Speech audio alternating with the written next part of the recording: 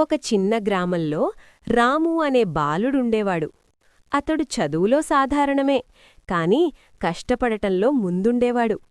ప్రతిరోజూ పాఠశాల తర్వాత తండ్రికి పొలంలో సహాయం చేసేవాడు.